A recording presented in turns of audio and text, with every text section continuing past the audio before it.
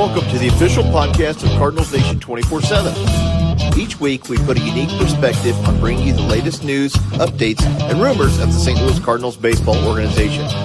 Join the nation and stay informed by liking us on Facebook, following us on Twitter, subscribing to us on the podcast form of your choice, and most of all, by subscribing to our YouTube channel. Thank you all for supporting the nation. Let's get things started. Here are your hosts, Jarrad Redwine, Chris Lollis, and Larry Cox.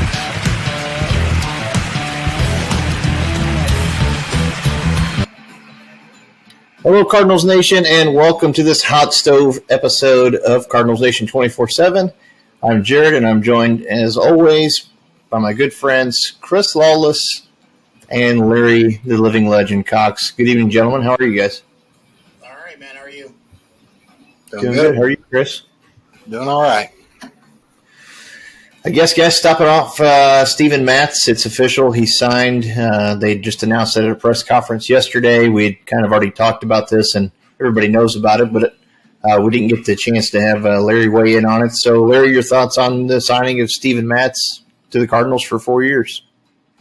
I think he's a much-needed left-hand starter that we needed.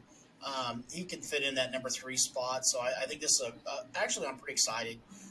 I think he's one of those guys that as long as he stays healthy, it means a big difference in the rotation. And that left-hand, like I said, that left-hand pitcher is what we've been missing for a while now. So I think this is a great addition myself. I think the contract's not overwhelming, so it's not a huge contract, but yet it's a satisfying contract for a player side, I suppose, or he wouldn't have signed.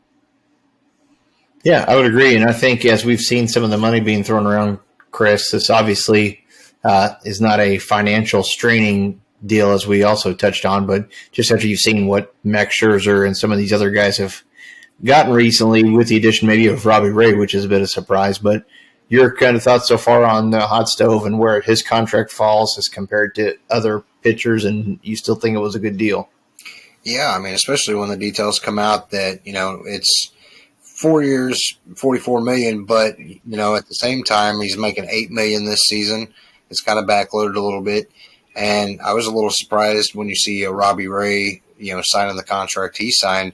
It looked like the Cardinals could possibly be in on a guy like that if the rumors are true that we're in on a Marcus Stroman, especially given that they're, left-handed pitcher there. But to go ahead and get Matz and to do it early, I think was smart on Mo's part. Like we talked about, last week, I give it a B+ because of the urgency of getting it done. And the contract, totally makes sense. And it frees up, the potential of doing more. And I think that's what the Cardinals needed to do. Yeah, I would agree with you. I still like the signing a lot. We talked about him being a ground ball pitcher. He throws the sinker most of the time. The Cardinals obviously being the Gold Glove defensive team out of the league, and having the number of Gold Glovers that we do, both current and past winners, I think it only makes sense and should only improve his numbers in these next couple of years. And the good news is he did most of his damage, last year at the end of the season. So, a lot of people tire over the year, and you might be worried about a potential injury, but you figure if somebody's pitching better, obviously he was feeling good and healthy and his arm was strong. So a good sign for Cardinals Nation. And I know everybody wanted Max Scherzer, but everyone's going to be disappointed that we didn't do anything.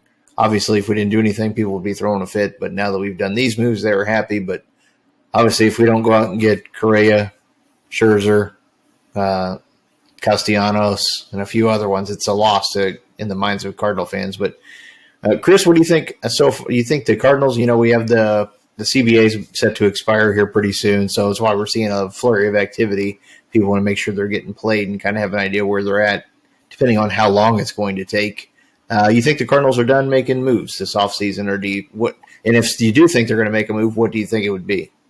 Well, the rumor mill obviously is that the Cardinals have been in on Marcus Stroman, and they're kind of in on Trevor Story, even if, Mo's kind of saying that DeYoung is our starter heading into, next year.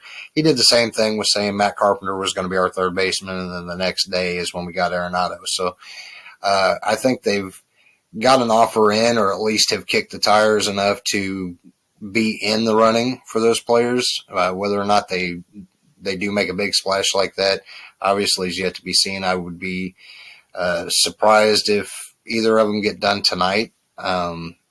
as far as what he said during the Matz press conference, he did address that relief pitching would be something that they're going to pursue. And there's been word out there that they've touched base with a Joe Kelly.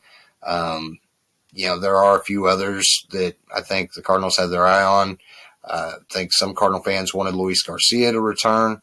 But in my opinion, I think relief pitching, you can get that later. I mean, the lockout's coming.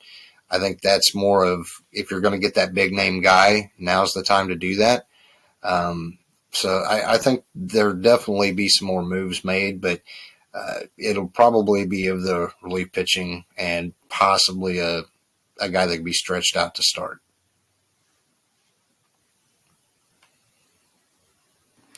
Sorry, same question to you, Larry. Do you think the Cardinals are done making moves? And if not, what do you think the next move would be?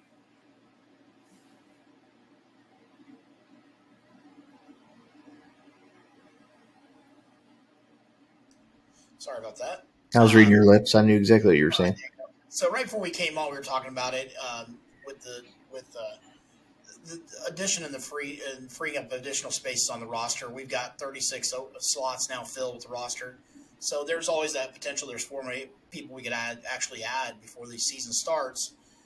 Is there somebody in the minors we're going to bring up and activate, put them in the 40-man? I don't know. But like I said, this kind of frees up a lot of space. So there's always that chance, like you said, of bringing another player in. Maybe Story's the guy on the list, or Stroman. With 3 of the 4 potential shortstops being signed already, Story and Carrera become the front page news right now, because everybody knows the Yankees are definitely pounding the pavement for a shortstop this year. They have to fill that need somewhere, and then does he go back to Houston, since they didn't really get in on anybody else? So the price for Story, I think, has gone up, and so do the Cardinals spend the big bucks at shortstop, or are we going to stick with DeYoung? I could see us staying pack with DeYoung for one more season. I really could. But again, like Chris and I talked about, I could see Story doing a 1-year deal someplace and maybe rebuild his value for next year. Then he comes out and he doesn't have a lot of competition shortstop like he did this year. So there's a lot of variables there in play. We'll just have to wait and see, I guess, just like everybody else. Yeah, I mean, you got Corey Seager went to the Rangers for a huge chunk of money, and then we have Javi Baez that signed for, like, what was it? I was trying to look at the number, but I know it's like a 6-year deal, but don't remember where the exact money was at. But I know he's got some opt out. 6 for $140. Oh, yep, there it is. 6 years, $140. That's quite a bit of money for a guy that was having a hard time hitting. So you think that obviously Correa was going to command a lot of money, maybe even more so than Seager was originally thought, but maybe he's hurt his value with some of the comments he's made recently, and obviously the whole scandal from a few years ago probably doesn't help him that much. Didn't really matter for Springer, but Chris, do you think the Cardinals are going to be in on the shortstop mix with Trevor Story? Or, I don't think Correa is someone they're going to spend that much money on, but I can see Story being a possibility with the money. What do you see happening there? Yeah, I think, with Correa, he's going to command, the $300 million contract. And the way that the Cardinals currently have Arenado and Goldschmidt, they got some money locked up for quite a while. I don't see them going and making that kind of a move. But with Trevor Story having a down year last season, I don't think you're going to have to overpay much for him. Now, granted, the other shortstops have signed for a good amount of money. But if Story wanted to even take a multi-year deal with the Cardinals with an opt-out clause where it's like, hey, prove yourself in St. Louis, reestablish yourself. If you want to test free agency again next year, it's a win-win for both of us because you've obviously had a good 2022 season. That helps us, and it can help you if you want to opt out. There could be something like that in the works. I think the teams that are in on him are still in on him. I think the Rangers were one that obviously dropped out because they did get Seager, but I think the Cardinals have made an offer. Mo isn't going to come out and admit that. Whether that's a competitive offer and really gives us a legit chance of getting him, that remains to be seen. But I think the Cardinals know DeYoung is a serviceable shortstop. But if you're going to address shortstop, this was the offseason to do it. When you had that many top caliber, shortstops, if you don't jump on one now, then you're obviously not looking to improve the club via that route.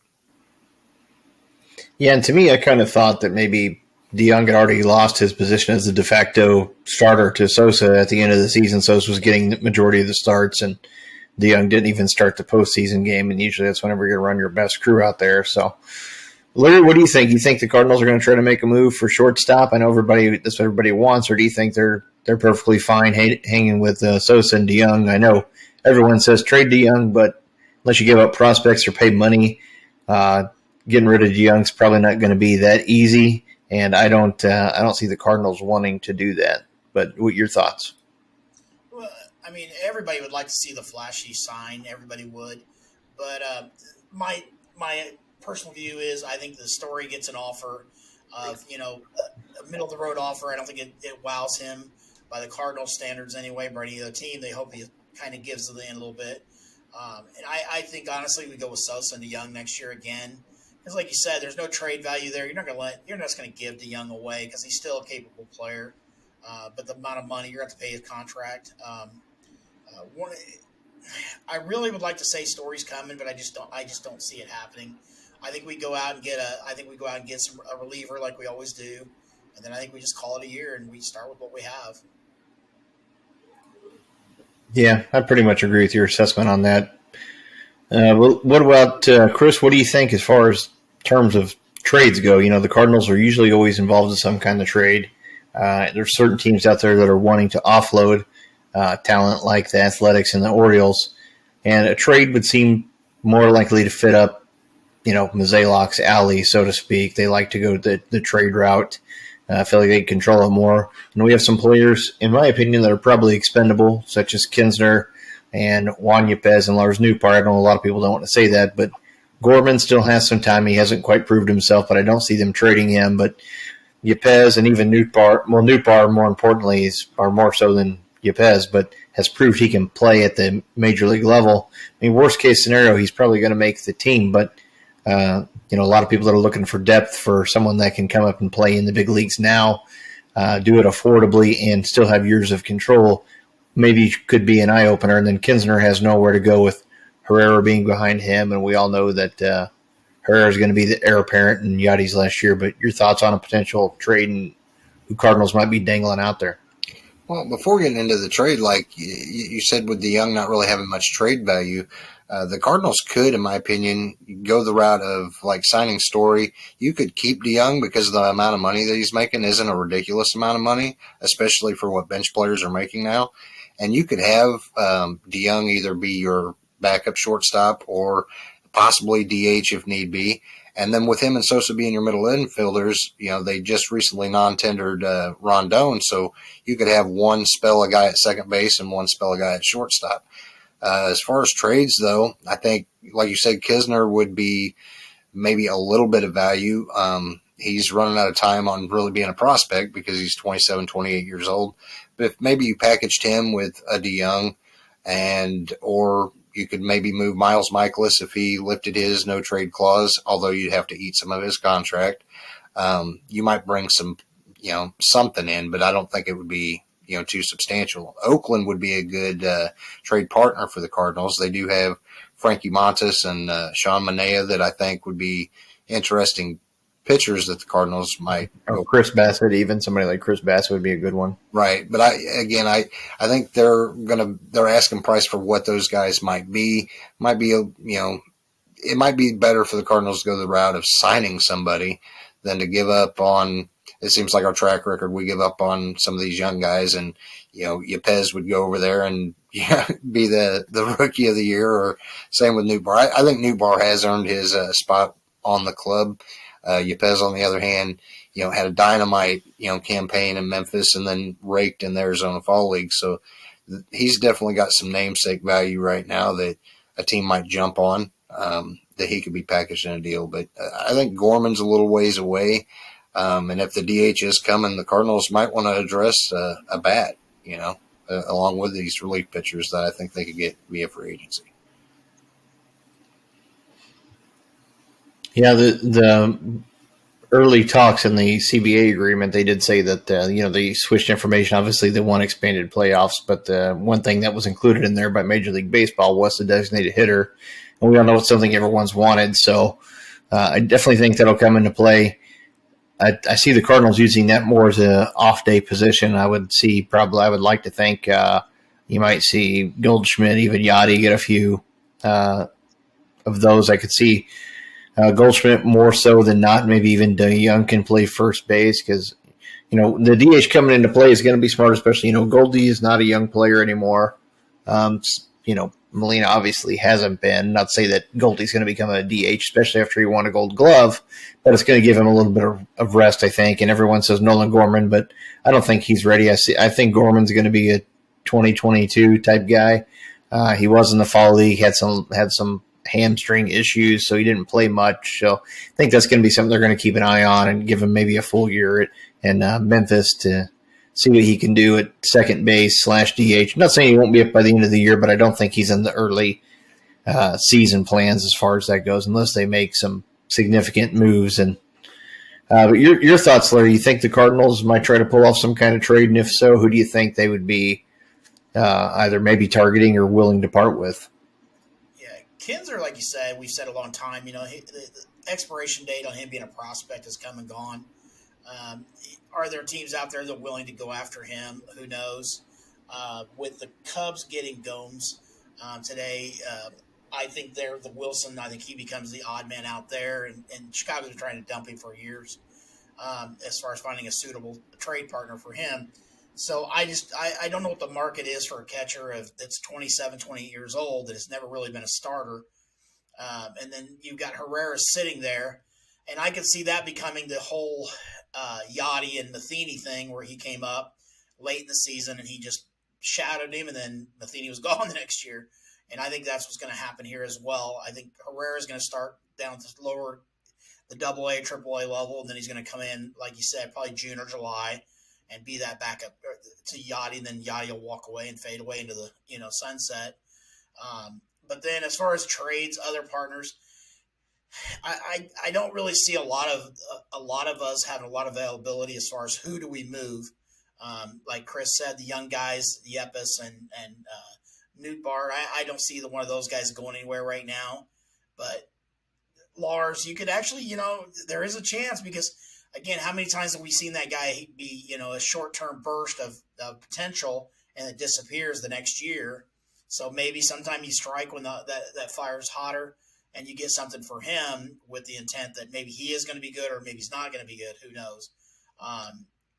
As far as being a trade partner with like an Oakland for their prospects, or they're actually not prospects, I guess they're key players.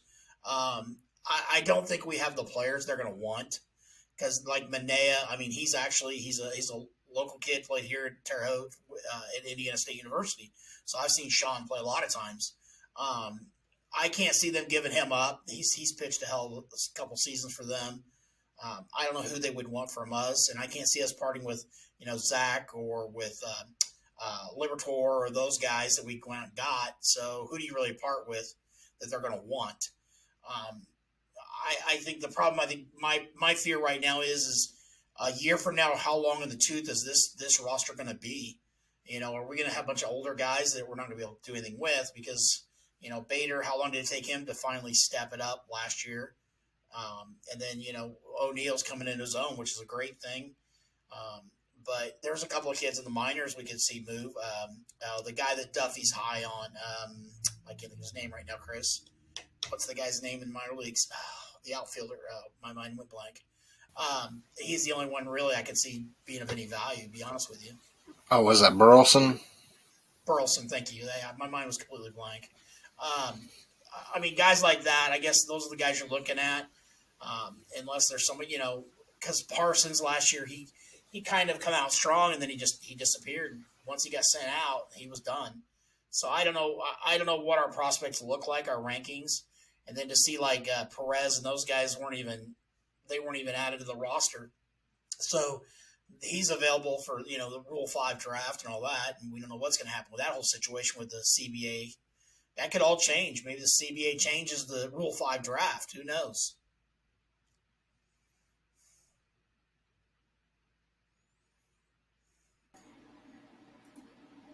Yeah, it'll be interesting. I just think the main thing with, having someone like Kinsner is, uh, Kinsner is everyone always wants catching help. Like Stallings, I understand he got a Gold Glove this year, but the Pirates just got a pretty good haul for him.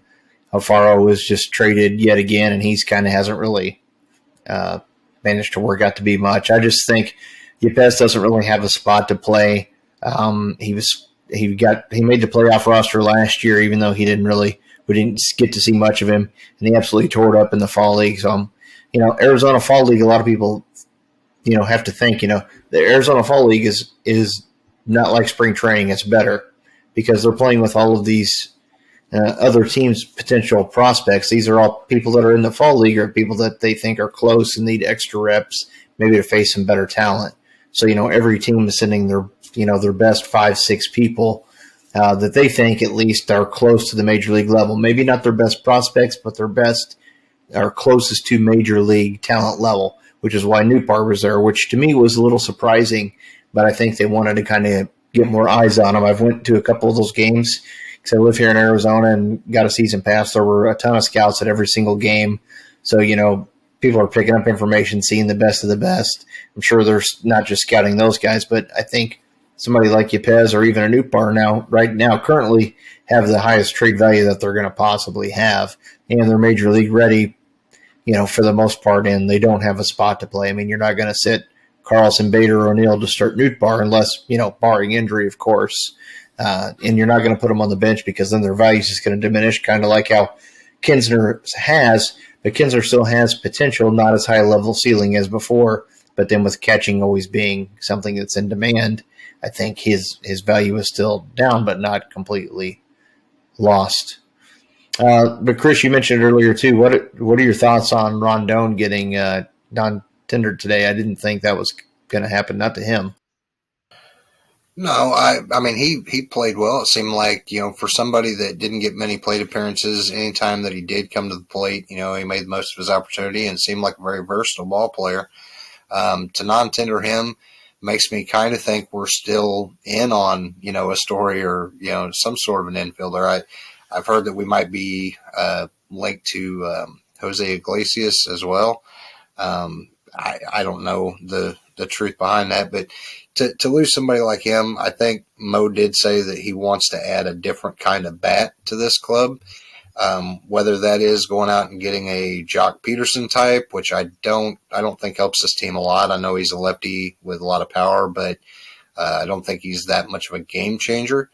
But I think it frees up a spot for them to go out and find a bench bat that maybe they could rely on in a different way than they did with Rondon. And not to go backwards, but like when we're talking about pitchers, the Cardinals are going to have to start thinking that they're losing Adam Wainwright after next season, more than likely. They have another year after this with Michaelis. We're not sure what the Flaherty future is.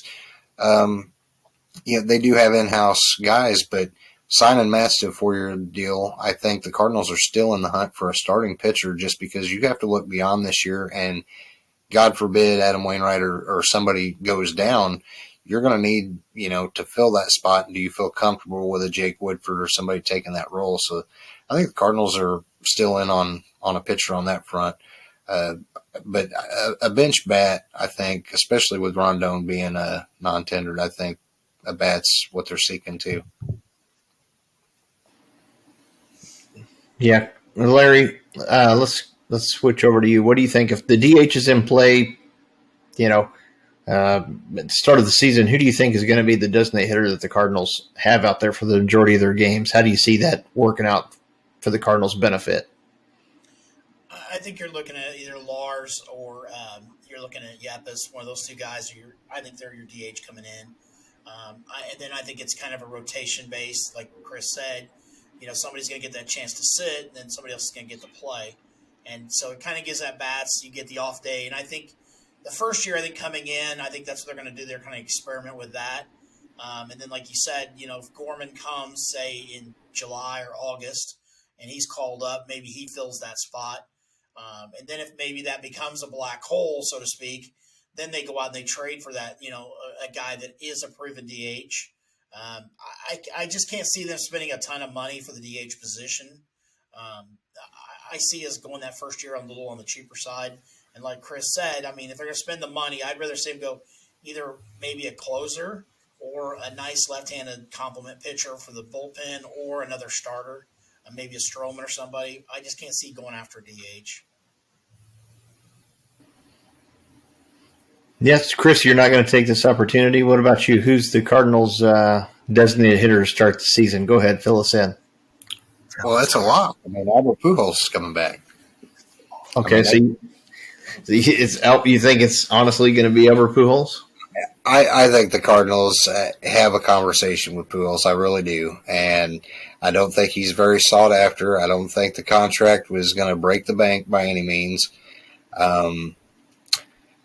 I wouldn't anoint him saying you're going to get every at bat every game as the DH, but I think you could bring Albert in, say, okay, you're the primary DH, and then we can also use that to, like you guys said, give Yachty a day, give Goldschmidt a day, but with Pujols maybe taking the majority of at bats until a guy like Gorman's ready, or if you want to do a Yepez or Newbar. But I think Pujols is kind of a wait and see type of thing. Like I said, the contract I don't think he's going to command much, but I do think they entertain bringing him back. You think you said it was a lock now, you think? Are you sure? No, it's not a lock, but I do think there is a conversation being had between the two. And that might be something that is kind of a plan B. I mean, for nostalgia reasons, I think, all of us, a part of us, maybe not Larry so much, would like to see him go out on the farewell tour. But from a production standpoint, if the Cardinals took nostalgia out of it, I mean, obviously you would want to go out and get, even a Jock Peterson, I think, would provide more value as far as plate production. Sure. Yeah, and Chris, why don't you real quick, while we have a minute, since this is kind of a good stop area, why don't you tell everybody about our kind of a new thing that you've been doing, and you and Brad have been writing some stories recently. Do you mind covering that briefly real quick?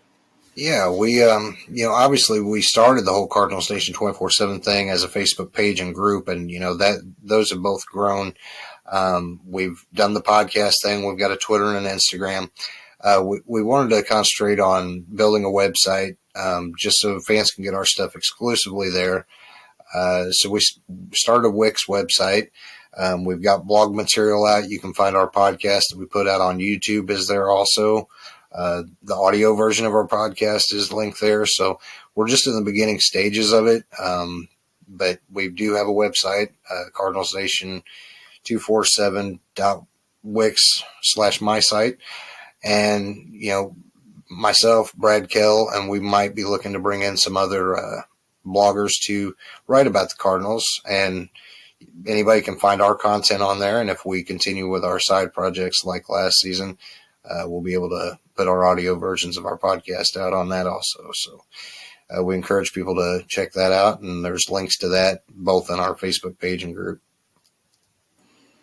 Yeah, you and Brad have done an excellent job, and we've got a lot of feedback and a lot of activity. So, but not just that, but there are actually some good articles. Brad does a good job and has written in the past, and surprisingly enough, everyone, Chris is pretty literate and able to handle putting a story together. It's actually really good stuff. So, yeah, we might not have like groundbreaking news, right? It's more fan opinion, type of thing. But we write from a fan's perspective, and definitely like to get people's feedback on that, just like we do with the podcast that we put out. We enjoy the feedback, good and bad. We learn from it and try to put out the best content available.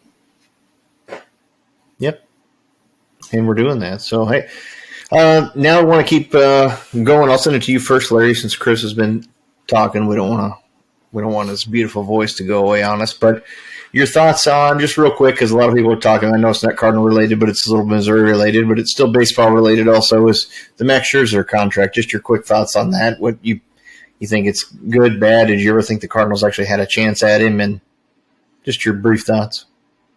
I thought he was out of our price range from day one, and then that contract is insane. I'm sorry. That is just crazy.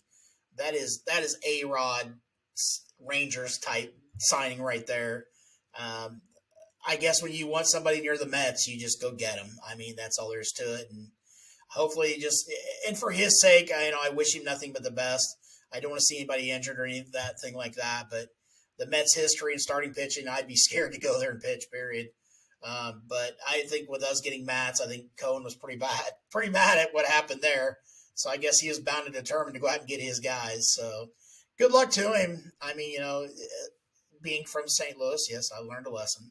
I wish him nothing but the best. I wish, he would have came to Cardinals and gave an affordable contract and worked it out, but he didn't. So I hate the pond scum. I'm sorry, I have for years. So hey, it is what it is. Yeah, I mean, same question to you, Chris. I mean, we all three would have loved to have had Scherzer, of course, but obviously we knew the kind of money he was going to be commanding, or he was probably going to get. And I'm like Larry, I didn't want to see us pay that much money because it would have handicapped the team, and just that's not a type of move the Cardinals would make anyways. But your thoughts on Max and his signing with the Mets?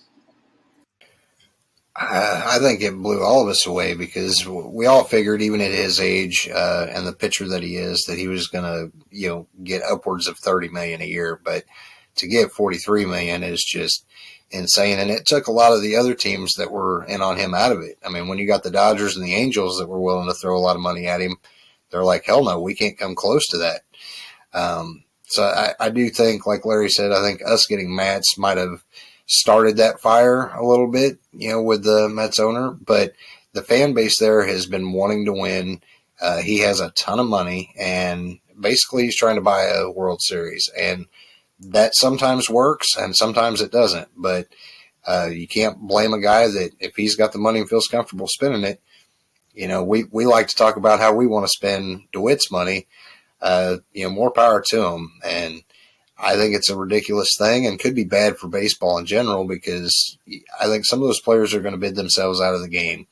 You've got Correa already wanting to be the top paid shortstop. There's nothing wrong with that, but there's always that player that's a free agent next season that wants to top that. Eventually, the rich get richer, and some of these teams, like you see with the Pirates and all that, their total team payroll is less than what Scherzer's making next season. So that's just insanity.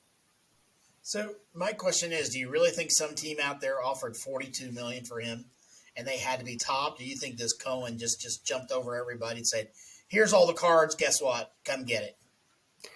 I don't think it was within $1 million or $2 million, but I think a team might have, whether it's the Dodgers or not, probably offered 35. They might have went a little higher than that, but I think the Mets owner was just like, nah, I'm making sure this shit gets done. Yeah, part of that too could also been the Trevor Bauer money. I know that he was still getting paid while he was on his investigative suspension, whatever you want to call it. So a lot of that, with trying to figure out if he's going to come back or not, probably factored into the way the Dodgers are doing business, and I'm sure they're going to pivot now to Kershaw and trying to get him signed for the remainder of his contract would be my guess. I knew they were kind of confident with Seager leaving because they already got Trey Turner, who is a natural shortstop. So I know they wanted him, but said, worst case scenario, if he leaves, we've got Trey Turner that can do this job. So we don't really need to have two people that we're paying a ton of money that play the same position. So it makes sense. And the Texas Rangers, speaking of which, they've spent a lot of money. There's been some big signings. The Mets have spent a lot of money, like we just talked about. And Steve Cohen, the newer owner of the Mets, when they asked him about luxury tax, he said, "What's that?" So I guess he's not really that worried about paying any kind of penalty. But there's a lot going on now. Speaking of the money and the contracts, with the collective bargaining agreement that's set to expire, and players are wanting to be eligible for free agency faster so they can get more money quicker, etc. So I think this is going to be interesting for the game. I mean, I honestly believe we're going to have a lockout, but I don't think it's going to hurt the season at all. Bottom line, you guys, is there's a lot of money in baseball, as we've seen, especially the last couple of days. Somebody like Javi Baez gets a lot of money, and he can barely hit 200. But there's a lot of money in baseball. A lockout is not going to make that money go up. It's probably going to make it go down. A lot of teams are going to lose money. So it's pretty much in the best interest of everyone, MLB, the owners, and the players, to try to ratify the situation quickly so that's not jeopardized. But what do you think? You guys think there's a chance of it affecting the regular season? Chris, we'll ask you first, I guess. What do you think? You see the season being impacted by this lockout at all? And what major changes do you think are we going to see take place? No, I don't think it impacts the beginning of the season. I read that article that you sent over to me with some of the projected things that Manfred's wanting to put into place. But just in general, I don't think that it's going to last long. It's obviously going to happen. The article that you sent, it talked about expanded playoffs and, some of that kind of stuff. So I don't think it's bad for baseball. Obviously, we knew that the DH coming to the National League was something that was talked about, and I've always been of the old school mentality that National League being the more strategic league, I enjoyed that. But the way baseball's going, everybody loves offense. Nobody gets excited to see a pitcher with a bat in their hand. So things like that, I think, are going to be good takeaways from this collective bargaining agreement. Yeah, Larry, what about you? Do you see a lockout happening, or do you think they'll figure it out before the season? I mean, I think there's going to be a lockout. Let me rephrase that. Do you think it's going to it's not going to affect the minor league season either way. So, spring training is going to start as long as they're not a major league player on the 40-man roster. Spring training is going to start like before. Even if there was a lockout into the season, the minor league games would still continue and would still be, like business as usual. But what do you think, Larry? Do you think any kind of lockout's going to affect the season, or do you think they all realize, hey, there's a hell of a lot of money here, we need to get this thing locked up pretty quick? I think in years past, I think the biggest thing is the service time, like Chris said earlier, that I think they want to become free agents faster. I think the biggest thing is the Chris Bryant rule. I guess that's what you refer to it, is they held him out just so he couldn't get an extra year of service on him. And then now I think the biggest thing is that, they felt like they weren't getting paid, but $43 million contract to a pitcher that's 100 years old kind of proves that wrong. So I think the owners are spending the money now, so I don't think players can complain as much. I think the owners were using COVID a couple of years ago as why they didn't have any money. They lost all the money. But now we see the Rangers and the Mets dropping a dime like it's nothing. But the one thing I found interesting today was I had read where Steinbrenner, the CEO of baseball operations for the Yankees, he was wanting to lower the luxury tax threshold. Instead of going up, he wants to go down. So that means to me, some owners are still saying, let's control the spending. So, and which surprised me at being a Yankee, but I really don't think there's going to be a lockout. I mean, a lengthy, long lockout, I think, because players know they're not making money. And then I think, like you said, with the COVID shutdown and all that, they didn't have paychecks. So maybe this is, hey, let's get in, let's get the DH done, let's get this done, let's get this done. Okay, now let's go play baseball. I think it's going to be a week, maybe two at tops, if it happens at all.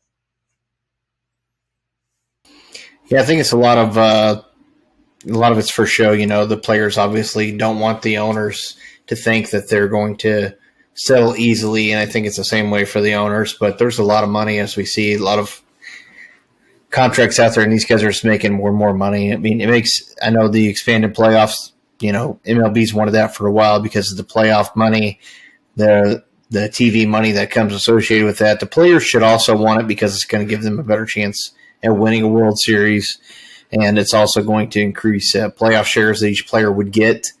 A lot of players think that it's going to stop teams from making deadline moves because more teams are going to make it in, but I think it might be the opposite. You might see there might be more players that see themselves having a potential chance, somebody willing to make something, but I feel like that counter argument wasn't very good because if a team's going to make a move during the middle of the season, it's not going to be signing a free agent contract anyways. It's going to be a trade.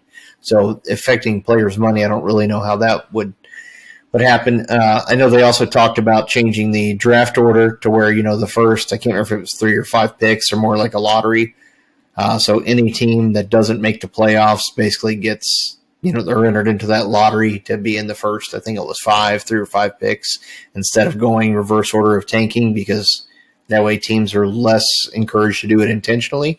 I did kind of like that idea, of doing a random pick so people aren't tanking. But I don't think anyone is tanking intentionally. But I know there's a lot of money in baseball, but not as much money as people think. And if teams make money, it's because they're supposed to. That's why owners buy a team. Nobody buys a business, whether it's baseball or even if it's a running their insurance company like Larry does or anything else is going to open. Larry didn't say, I want to open this and I should pay all my people more money so I don't make any or I profit less. That's not really the way it works. So, I think they're going to work it out. I think we'll see the DH. I think we're going to see expanded playoffs because a lot of these things work for everybody. Players want to be eligible for free agency sooner, which I do believe, that's kind of give and take. I kind of like the fact of owners having a more control over a player for longer to kind of see what they have to work with.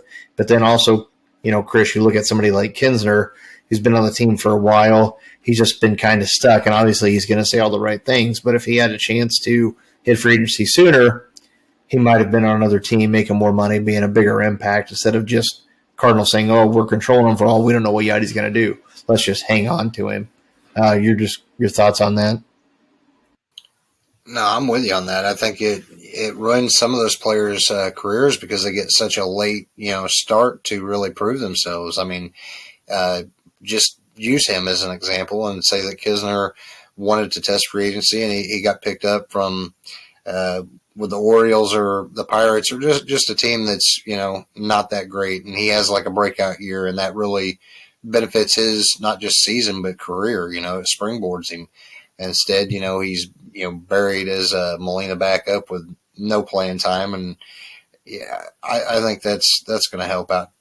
One thing that you brought up in our private discussion was the whole playoff structure too of the division winners all the top seed having a bye, and as it trickled down, teams getting to pick who they play.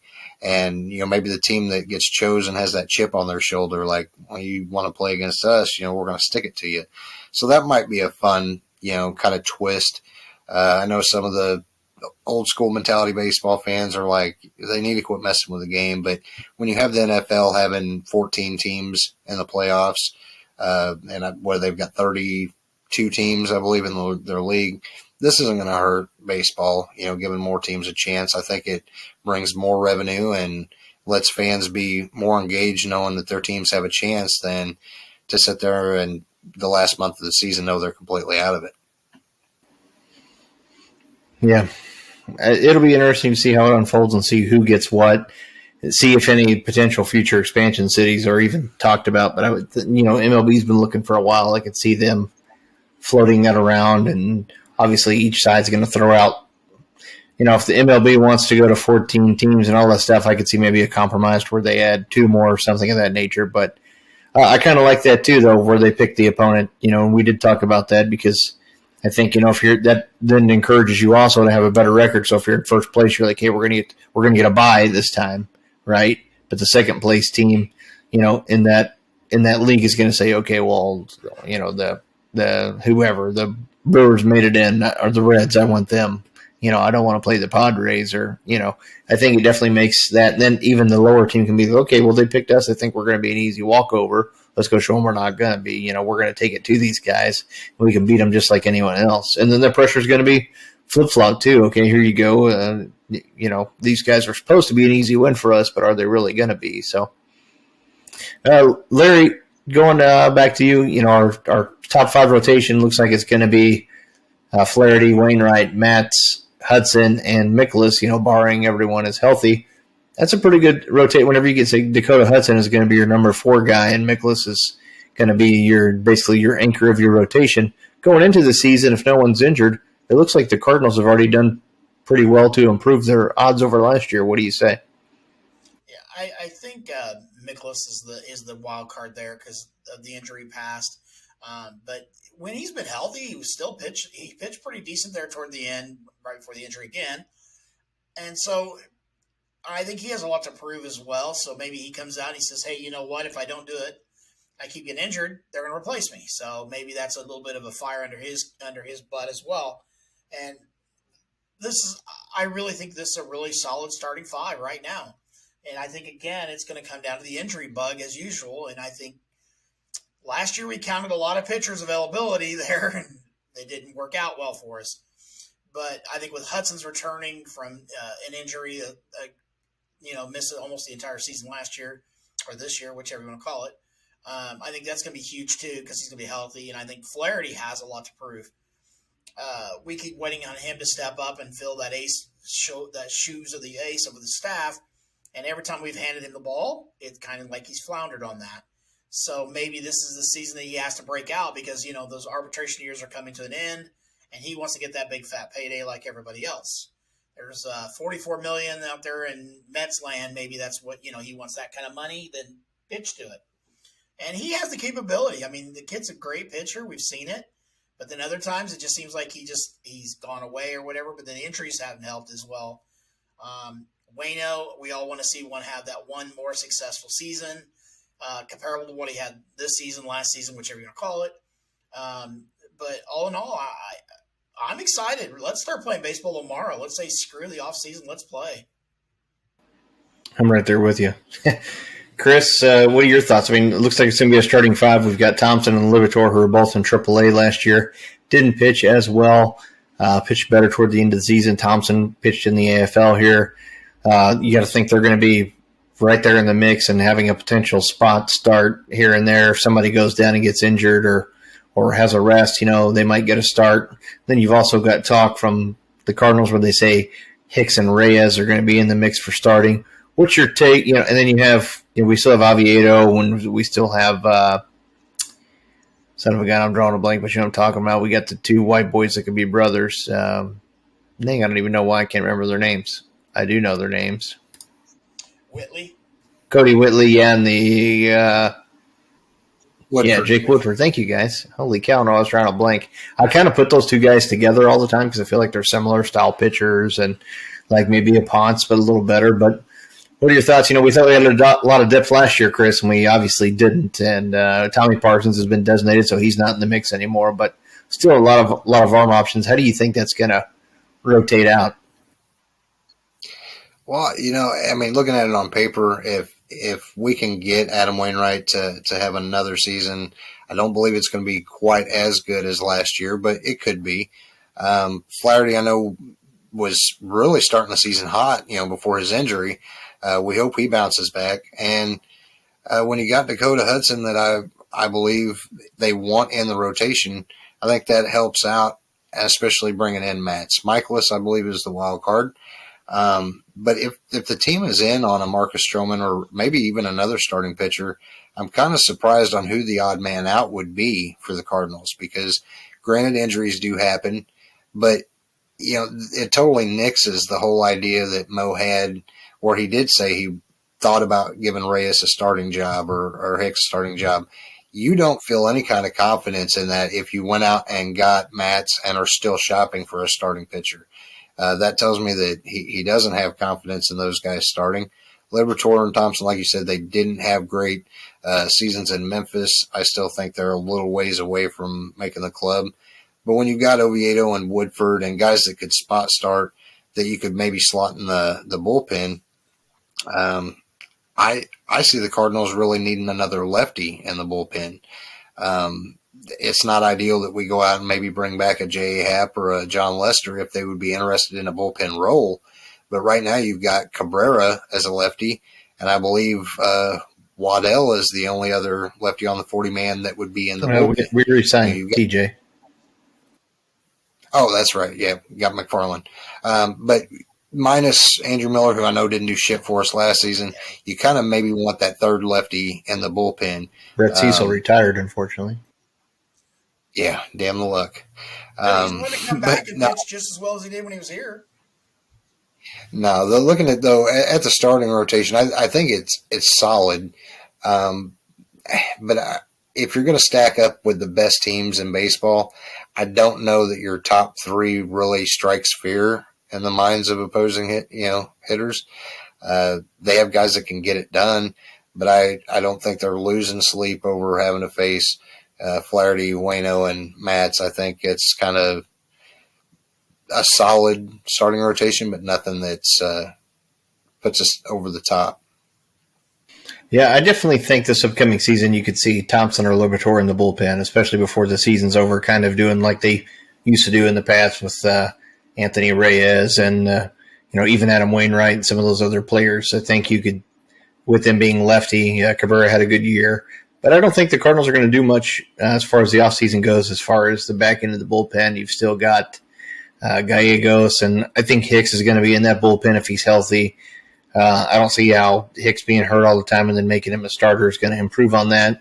But Hudson's a good pitcher. Hudson's been in the high threes in the ERA while he has pitched with us. He's prone to the fly ball a little bit, but I don't think that's going to change. I'm sure he'll work on that. Then again, with the Gold Glove defense that we have, having Hudson as a number 4 starter is pretty beneficial to us. So I think we're going to have a lot of potential starters, like Reyes, et cetera, that are going to be in that bullpen that normally we wouldn't have had. Like I said, we thought we had this done. We still got Ryan Helsley, who missed a lot of time last year. But I think all in all, our bullpen is going to be, pretty stacked, maybe with the exception of a lefty, and that could, like we said, be Thompson or Liberatore, because I think after, Wainwright's gone, Mikolas is on his way out and stuff, you're going to, they're potentially in the next, year or two, we can have 3 lefties with, Liberatore, Thompson, and Matz all pitching. I don't see those guys. Maybe if something were to come up, one of those guys might get dealt if they've got some high value, or the Cardinals see that they start to not be, valued as highly as they once were, because you can't keep them down there forever. But that's just my quick thoughts, I guess. But yeah. So who's the closer? But no, I mean, do you think having the Cardinals starting rotation up against like top teams in baseball, do you really think that our rotation stacks up well with some of the teams out there? I mean, granted, there's not any team right now that has the rotation that the Dodgers had last season, but you look at when you've got DeGrom and now Scherzer with the Mets, and really Taijuan Walker and the rest of their starting rotation, it's pretty filthy. And there's other teams out there that I believe blow us away as far as their starting rotations go.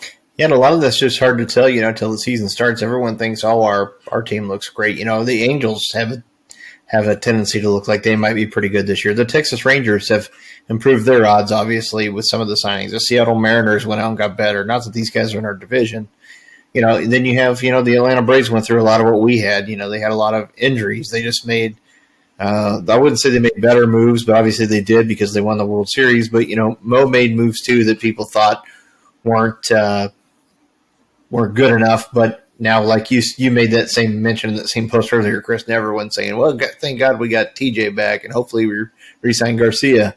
And everyone thought those were dumpster dive moves. I could even see not so much Lester, I don't think, or maybe not Hap, but I could totally see the Cardinals working out some kind of one-year deal to re-sign LeBlanc as kind of like a swing man, maybe put him in the bullpen as well. I could definitely see something like that coming into play if they feel like, some of these guys need more time in the minors. But Cabrera had a pretty good year last year. It's going to kind of be one of those years where Oviedo puts up or shuts up. But I'm still pretty excited about some of the young talent. What are your thoughts, Chris? I mean, not Chris, Larry. Sorry. Well, I mean, Chris says, do we put fear in anybody? Well, I'm sorry, Robbie Ray. Did he put fear into anybody coming into last season? And the guy's the American League Cy Young winner. So we never know what a guy's going to do until it happens. And I don't think we're looking for that strikeout pitcher that does put fear. DeGrom, he's untouchable when he's pitching. Then he leaves the game and the Mets lose. So it doesn't really matter, I don't think. And I think we've said before, with all the Gold Gloves we have right now in the fold, we just need pitchers to either pitch to contact or get the ground ball outs that we need. And I think any of those pitchers can succeed at that. I mean, Wainwright, him and Moses went to high school together, at this point in his career. And yet he went out and he did what nobody thought he could do last year. We gave up on the guy a couple of years ago thinking, this guy's career's over. So, again, to say, do we put fear in nobody? No, we probably don't. I agree. But the one thing I've always said is the Cardinals, whenever we don't put fear into people when they're underdog, that's when we seem to end up being the team they should have feared. Nobody expected us to run last year and win all those games in a row. Nobody. It's unheard of. So anything can happen in baseball, and I think that's why we're all here. I think that's why we love baseball so much, because any given day, anything can happen. And so, I was one of the political cartoons or something was pretty funny. I think it's Longhorns or whatever. But anyhow, the lady says, "There, look, you didn't miss anything. Nobody got a single hit the whole game, honey. It's a good thing you didn't watch that game. It was boring." So, we just don't know. And that's about baseball for all of us. Sorry. Couldn't help myself. It's a good joke, though. But we've definitely improved. It looks like the Reds are getting rid of people. But are you guys, and I guess anybody can answer this, but I'm a little shocked. The Mets are going out spending all this money, right? And they're trying to put together this team that's going to go win, but they still don't have a manager. Chris, are you shocked that Schilt is still sitting without a job? Or do you think maybe there's more to that story that we don't know about?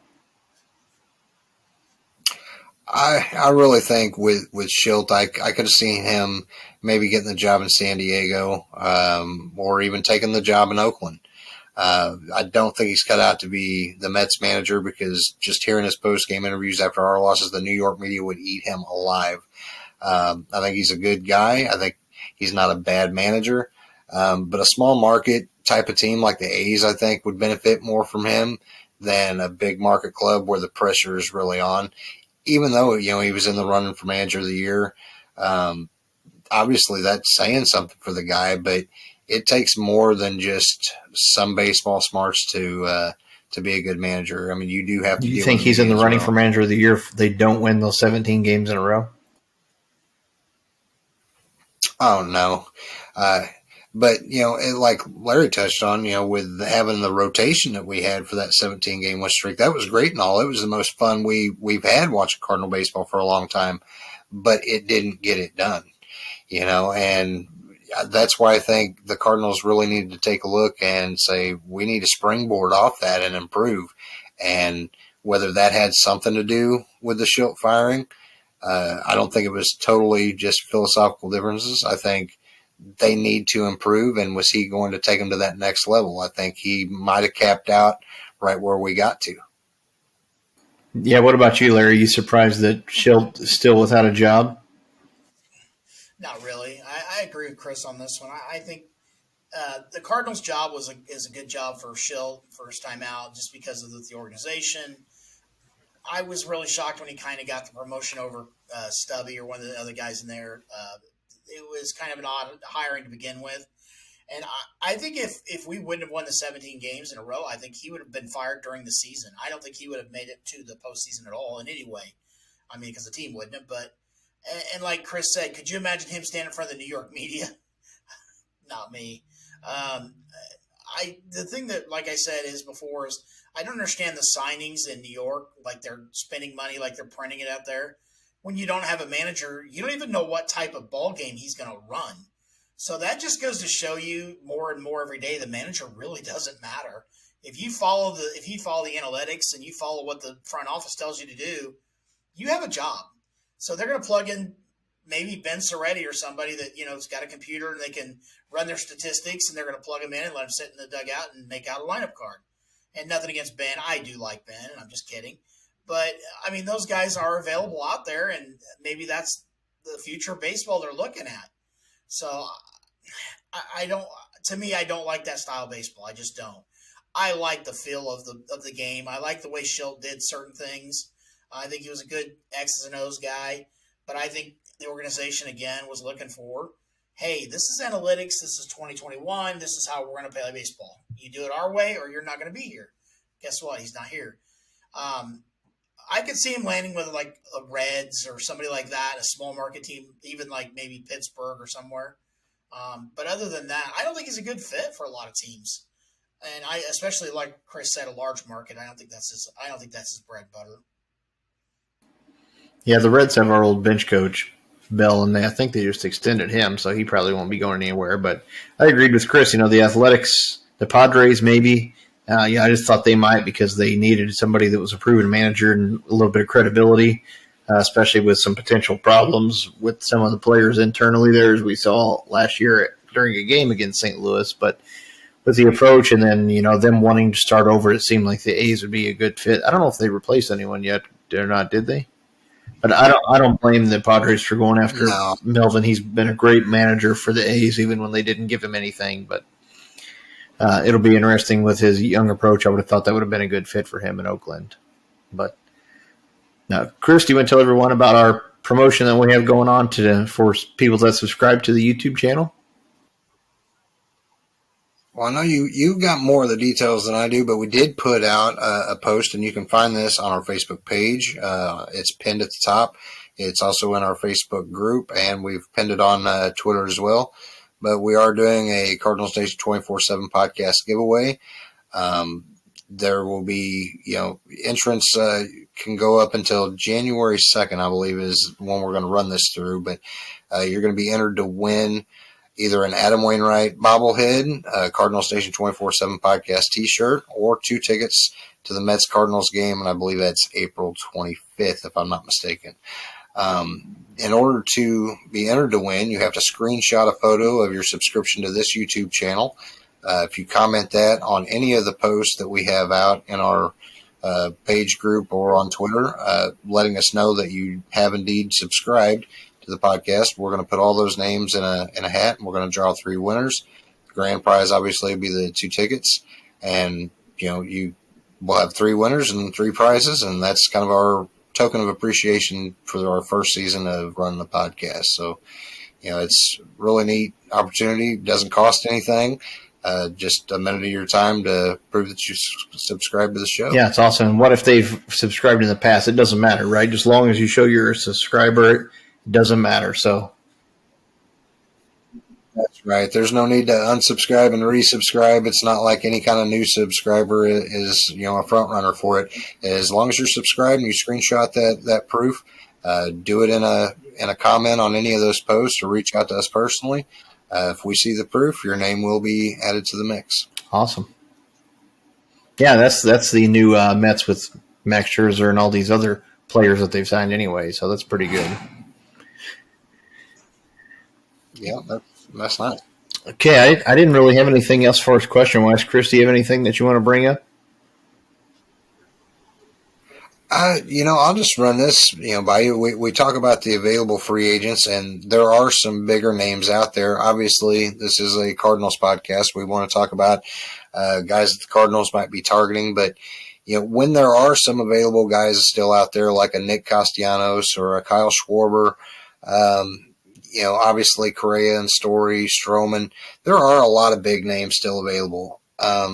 Whether or not they come to the Cardinals, do you have landing spots kind of in mind for where you see some of these top guys going? And do you think the Cardinals might be a sleeper team in one of these sweepstakes to bring in a guy? Because obviously a Schwarber, a Rizzo, left-handed bats that could be a DH for the Cardinals. I'm not saying they're willing to fork out that kind of money, but they are still some players out there that would fit a need for this team.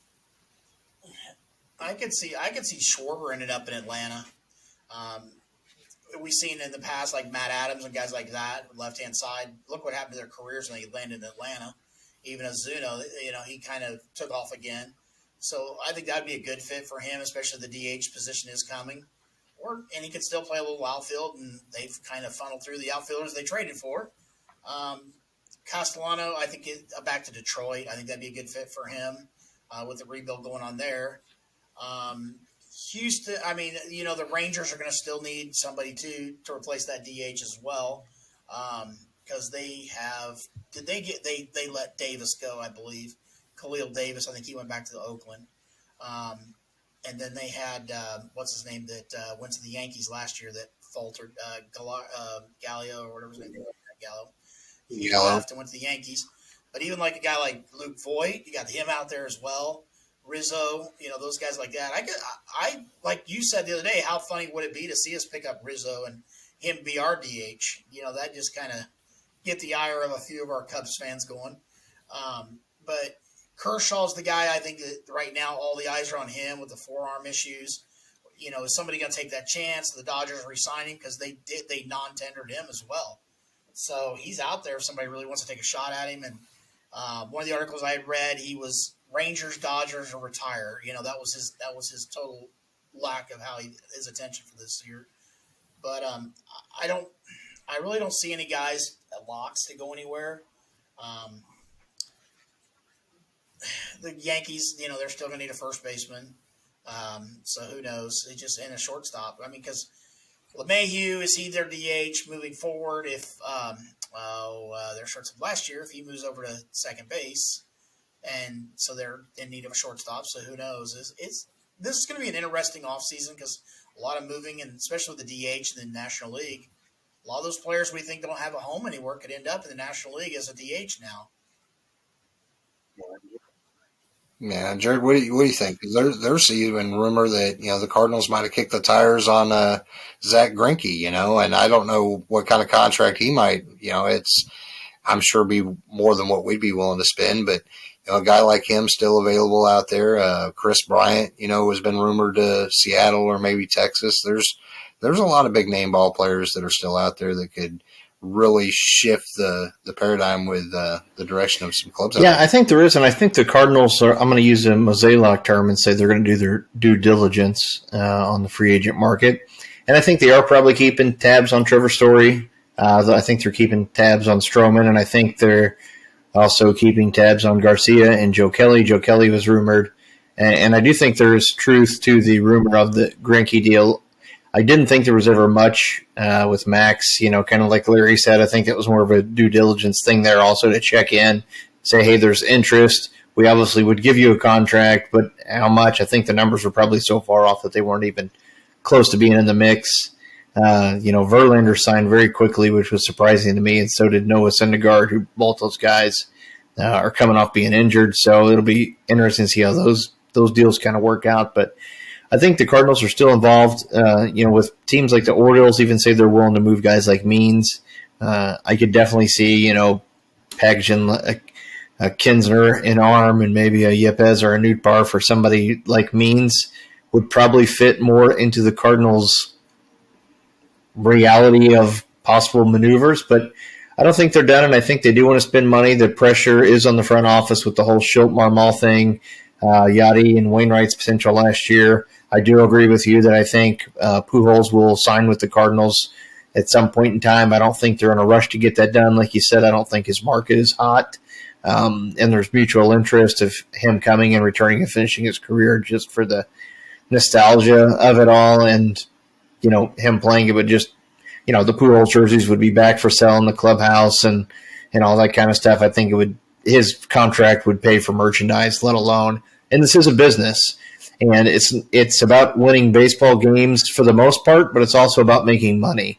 If you could tell these owners that they're going to make, $25, $30 million more dollars a year, but not change their standing in the playoffs, a lot of them would probably be very happy with that. So, Pujols comes back and they're, starting to hang his jersey, and people will be buying them and wearing them to the game again and wanting to come out and see him in his final year and all, for ticket sales and all that kind of stuff. I mean, that it's going to be a win-win scenario for the Cardinals. The Cardinals won't lose money with that signing like they would a Matt Carpenter, etc. So that's where I think a lot of people don't put into perspective of signing up Pujols. No, we don't need him.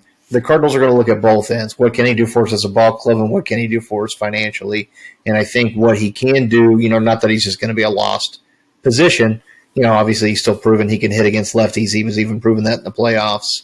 And then his ability to sell merchandise and sell tickets is going to trump the rest of that. So I think Pujols free agency signing, I think of Garcia, they're going to be in on some sleeper players unless the market just gets super competitive. And they're not big qualifying offer people either, which is why, Matz was more attractive to them. That was a money deal. We're not going to have to pay this guy a lot, and we don't lose a draft pick. And a lot of people are forgetting about that. Guys like some of these other guys had draft pick compensation. So teams signing them also do lose more in the back end too. They're losing a prospect with years of control plus slot money. So I think they're going to keep going. I wouldn't be surprised if they make a move for someone like Story. But I think the Cardinals are fine if they don't get him, and that's exactly what Mo's going to say. But I think that's the truth this year. I think there's a fallback plan too with Trevor Story that Chris Taylor of the Dodgers, that put the nail in the coffin, against us. He's a guy that can play second base, shortstop, or outfield, and might fit that DH role or be a bench player. I'm not exactly sure what his market value is, but that could be somebody that's you could get on the cheap, I think. And the Cardinals are probably checking. Yeah, he'd be like one-legged prostitute cheap. So something to keep in mind. But I definitely can see the Cardinals making a move because we have a lot of talent in the minor leagues, but everyone always says, "Oh, we got Gorman and we've got all these. Let's bring them up. We got Jordan Walker." It's not the way the world works, and these guys still need a little more time than just throwing them in there as a DH. And they're going to want to try to have Gorman in the field a lot too. And I think you'll see that a lot more as players start to age. Yeah, I mean, there is the possibility that they go at a Jock Peterson or a Jorge Soler type of addition, but I do think the revolving door of resting guys as far as the DH, unless they do bring back Pujols, I don't think they're going to make a signing just for the DH role, but it opens up so many different possibilities if they do get a Story or even a Chris Taylor where you can shift even DeYoung, if they don't move him. You can give guys an opportunity, and you're not breaking the bank to do it. Yeah. So let me ask you guys: if you could only sign one player, who would it be? Position or starting pitcher? You got one. You're Mozeliak and Gersh and the ownership. The DeWitts tell you, "Yep, you've got money. Go out and get one." Who are you going to get that's still available right now? But you can't overspend. I'll let Larry go. Sissy. I actually think I would go get Stroman. I think he's the guy I would go get. I think I would live with the Sosa and DeYoung for another season. And then I would think Stroman add that extra arm to the pen or to the rotation, and maybe Michaelis move him into the bullpen as a long reliever or something. I think that's the way I would go with it. Yeah, can never have enough arms, and I think he wouldn't command a ton of money. What about you, Chris? I am very, very torn because I want to say Stroman as well, but I would go neck and neck with Nick Castellanos. And the reason I say that is because while he is not a proven great defender, if you slot that guy in the DH and you have that lineup where you've got Goldschmidt and Arenado, O'Neill, Carlson, and you've got Castellanos that, killed us, I don't know what his contract is going to be, but I just think that guy's a gamer and he's got an attitude, and so does Stroman on the pitching side of things. I know, he's kind of had some Twitter, issues where he's very outspoken about some issues, and I don't know if some Cardinal fans would embrace that, and some Cardinal fans might not want Castellanos to come in with the ordeal last year with the way he flexed on Woodford, but to have a guy like that, I don't think is like a Yasiel Puig cancer to the clubhouse. I think that's like a guy that they play with emotion. And I think the Cardinals could use a guy like that might light it up on the mound and in the dugout or at the plate and in the dugout. So it would be between Stroman or Castellanos. And I'd probably lean more on Castellanos just because I think the offense, we need more bats than we do arms. I think we've got some arms that we can. Yeah, Castellanos. I should have went before you because I don't want anyone to think I'm agreeing with you. But Castellanos would be my dream / fantasy pick. I think Stroman. If I look at realistic opportunity, if either of those happen, I would say Stroman's probably would be a more likely move because Castellanos is going to want so much money. But you do have a lot of money coming off next year too. I mean, I know you've got money kicking in, but you're also going to have. Yachty and Waino, they're going to be coming off the books. And good thing about part of this too, everybody, is, as players age and leave the team, the younger guys come up and cost way less. So it would be nice to see another bat to take some more pressure off these other guys. We already know Arenado played very well. Obviously last year with the bat, as far as home runs and production-wise for home runs and RBIs, his average was a little bit lower than I would like to see, but Castellanos would be a hell of a pick, and I was going to say I would be happy with him or Story or Stroman, but obviously they're not going to go get them all. But the Cardinals do have money. Go ahead, Larry. I'm sorry, I didn't mean to interrupt you. One guy I just realized that Mo's been in for years and years trying to get Kyle Seager, left-handed bat. He hit a bunch of home runs last year. He's 34, so you bring him in on a 1-year deal. He DHs. He can play third base. And on top of that, he's gone at the end of the season, and you bring in one of the young kids to DH the year after. He fits a lot of needs. He fits 3 needs that I can see right now. And he's not going to be expensive because of the past injuries and the past that he wasn't hitting before 2021. But he changed his approach last year. He hit he hit 35 home runs last year. And he's not going to command a huge salary. I didn't even realize he's a free agent until I started thinking about Seegers. And Mo's been after him for years, so that would be a sleeper pick for Mo. That's the kind of guy Mo gets. Yeah, that's actually a pretty good pick too, and that would be a Cardinals-like maneuver. And I didn't even realize that. I just looked also. I didn't even realize he was a free agent this year. Maybe he'll go to Texas with his brother. And I did pick Matz beforehand too. Oh. Carlos Correa is still a free agent. He was the number 1 ranked free agent. Freddie Freeman still hasn't signed. Chris Bryant still out there. Gosman is gone. Simeon got a pretty big deal. I can't believe how affordable Robbie Ray was. Castellanos is another one that's still out there in the top 10. Stroman is the 11th ranked free agent, still out there. Baez was 12 for some reason, but he gets signed. Marte's off. Or you know who I was surprised is still out there, who's not even in the top of this. Chris Taylor's out there. I was looking at Rosario. You know, he played well in the playoffs and stuff, and he still doesn't have a team. That's who else they got in Texas was John Gray. I was trying to think of who else they got earlier.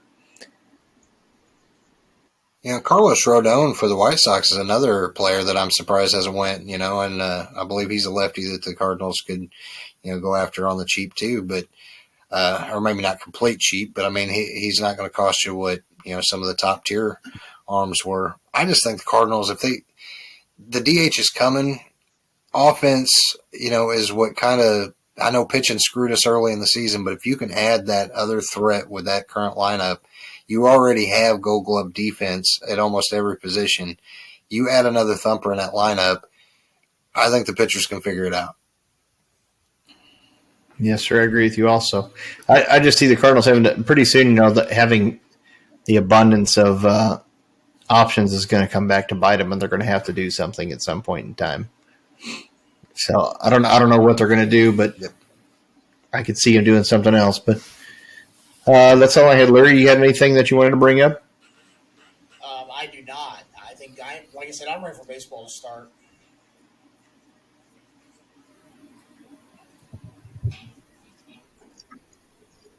Yep, I think we can all agree on that. Yeah. What about you, Chris? Oh, go ahead, Larry. There's another player that the Japanese league that Sierra Suzuki. He's the outfielder. They're getting ready to post him as far as him being able to come into the major leagues as well. So that might be part of the reason a lot of these outfielders aren't being moved yet. I mean, because I don't do the Japanese players. They count toward the international spending money, or is that separate? Or I'm not sure how that all works anymore. Man, they've changed it so much. Yeah, the team that because the posting fee gets negotiating to sign him first, at least for now, until they change it this year. Chris, anything in closing? No, I want to thank everybody for tuning in. Our first season of the show was great. We've told you guys we're going to keep this up, through the off season with Hot Stove Talk. Jarrad and I hopped on, pretty late, last week when we signed Matz. Didn't leave Larry out, but I mean, the signing happened after midnight. We kind of rushed to put out a show. If there's another move that happens, we'll do our best to hop on here and to cover that. But even without, we'll probably shoot for another show next week and keep the ball rolling with any kind of news and rumors and opinions that we come up with. Yeah, we're not sure when we'll be back. We're going to try to do this hot stove stuff in moderation as the season goes on. Obviously, in the next day or two, we might be back on as some more people sign before the CBA does actually expire. But other than that, I don't have anything else. You guys, it was good seeing you guys. Another good show. Thanks to everybody for watching. And go Cards. Go Cards. Go Cards.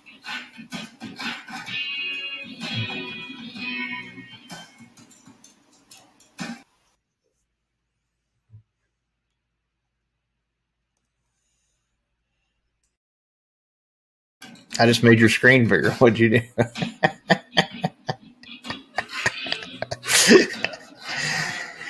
do?